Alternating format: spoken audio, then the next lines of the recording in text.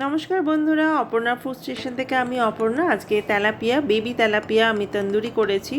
আমার যে নতুন মাইক্রোওভেনটা এসেছিলো, এটা আমার রেসিপি নাম্বার 1। আমি প্রথমে একটা বাটিতে 1 টেবিল স্পুন মতো সর্ষের তেল নিয়ে নিলাম।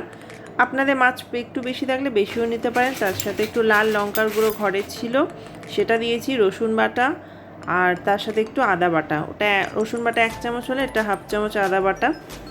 এর সাথে আমি অরিগানো দিচ্ছি, গোলমরিচও একটু দিয়ে দিতে পারতাম, আমার কাছে ছিল না সেই মুহূর্তে। আমার একটু ভালো লাগে, একটু কন্টিনেন্টাল সাইডের একটুখানি ফ্লেভার আসবে, তাতে আমার অরিগানোটা ওই জন্য একটু পছন্দও হয়।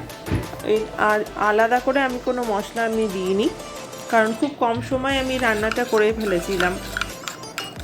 আপনারা চাইলে আপনাদের মতো আমাদের যেটা ঘরোয়া গরম মশলা দিতে পারেন। একটু হলুদ আর নুন এটাও দিয়ে নিতে হবে, প্রথমেই দেওয়া উচিত ছিল, আমি দিইনি বলে আমি পরে মিশিয়ে নিলাম। এবং ভালো করে তেলের সাথে এটা বিট করে নিতে হবে। আর আপনারা চাইলে, আপনারা যেটা বলছিলাম, আপনাদের মতো মশলা ব্যবহার করতে পারেন। জিরে বাটা, ধনে বাটাও দিতে পারেন। দেখছেন মাছের সাইজটা কিন্তু খুবই ছোট, আর গাটা আমি একটু চিড়ে নিয়েছি। যেহেতু আমি বেশিক্ষণ ম্যারিনেট করার সময়টা পাইনি, তাই চিড়ে নিয়ে আমি যে মশলাটা তো রেডি করলাম, সেটা আমি দু পিঠেই ভালোভাবে মাখিয়ে নেব। আপনারা আপনাদের মতো করে স্বাদ অনুযায়ী এইভাবে মশলা মাখিয়ে নিয়ে রান্নাটা করতে পারেন।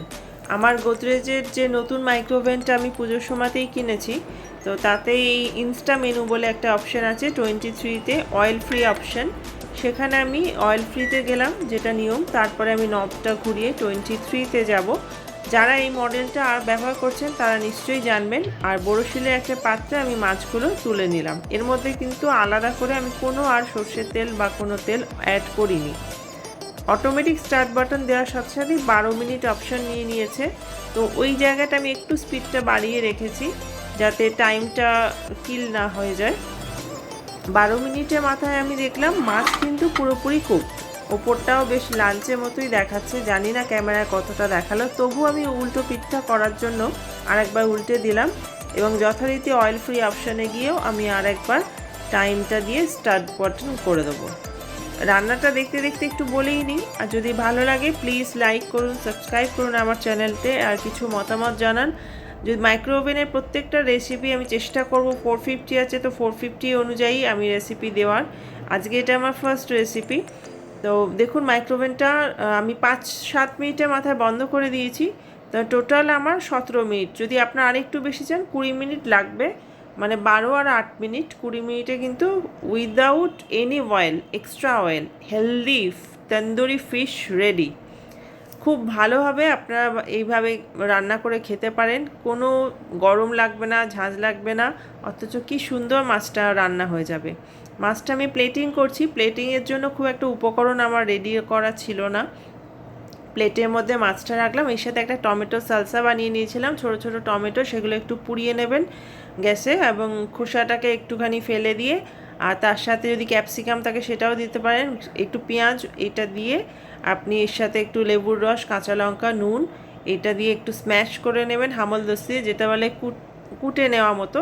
তাহলেই দেখবেন সুন্দর একটা সালসা হয়ে গেছে। আর আমি চটজলদি করলাম। মাছটা আমি ফর্ক দিয়ে দেখুন ভেতরটা এত ভালো সফট আর জুসি রান্না হয়েছে যে নিজের থেকেই মাছটা খুলে যাচ্ছে। স্বাদটা আসবে, ওপরটা দেখেই মনে হচ্ছে একটা লোভনীয় পদ তৈরি হয়ে গেছে। আপনারা একটু বাড়িতে ট্রাই করুন, আমাকে একটু জানান। আমি রেসিপি আমার রেগুলার, আমি এই মাইক্রোওভেনের রেসিপি তো প্রত্যেক দিনই দেবো। টেস্টও খুব ভালো হয়েছে। ক্যামেরাম্যান আমার তোলেনি এক্সপ্রেশনটা। যাই হোক, ভালো লাগলে নিশ্চয়ই লাইক করুন, সাবস্ক্রাইব করুন আমার চ্যানেল। ভালো থাকবেন, নমস্কার।